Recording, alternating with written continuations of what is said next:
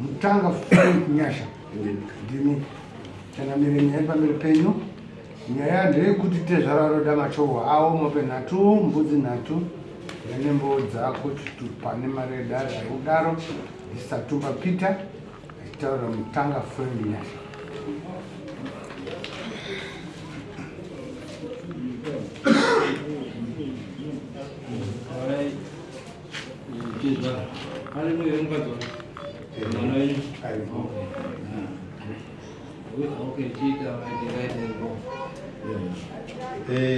Inyaya yangu ndeyekuti Mukwasha akatanga kugara nemwana wangu muna 2017 saka pa 27 years chakakwanisa kungouya ndo zvaanonzi mwana wenyu anzi conscious chakangokwanisa kuuya imari yekungozivisa chiri kuti ndini ndine mwana wenyu saka ndobva ndambogara ndikafunga kuti izvo pamwe Mukwasha achauya. Mukwasha haana kuuya ndokubva ndazoisa meseji Mukwasha akapindura achiti izvo ndiri kugadzirira ndiri kuuya baba saka kwakubva ndagara futi totoona nguva izvo yanenge iri kutorera ndokubva ndazoisa ino meseji Mukwasha haana kana kupinda saka izvozvo izvo ndatoona kuti kana kuti ndirambe ndichitaura naye hapana chandiri kukwanisa kubuda ndosaka ndati rega ndiende kuna vatoni vanotenza mombe nhatu mombe nhatu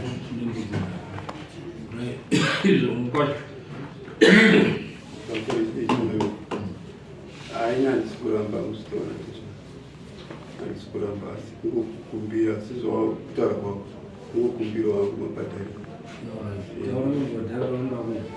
kupinza kwacho wakaoma mabhadhariro acho aunoda kuita votiwo nhasi vanobva vachitobatawo Tezvara wauya kuti mangwani uya mutore chakati ndikanyepa kutanga kuti ndikati mangwana ndikutonyepa zvinezvi zvatakambondisunga.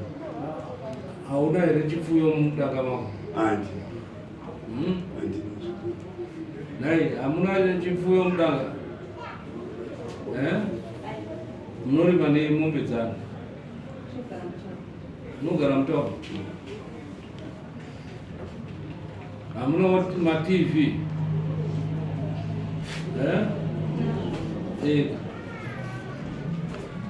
Kuti Tezvara waye mumbobvisawo TV wondoona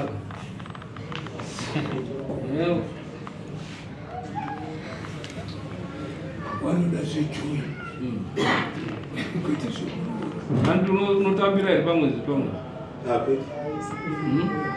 unoita basa uri kapeti ndimonhu anoita mari kaio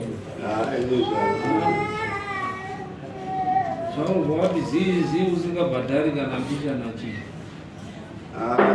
unomba nenditori nawo bhadhara sina nodambudzirwa kubirwa takabirwa pfumba eka unoita munyama nekuti saka ndizvakabva zvangonidzoserwa right mari wakapuwa ndi mari yaunga wati nhasi mangwani uya nditori mari Tezvara ndinokwanisa kutopromisa vana mwana 200 pamwedzi ndiwe ndingakwanisa saka uchabhadhara 200 kukwera kwemwedzi wega wega takuisa mombe nhatu nembudzi nhatu which is mombe kwe 350 times 3 1050 mbudzi 40 plus 160 1310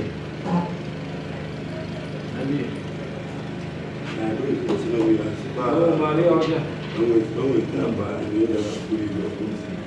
asi mwedzi uno wotanga ne 200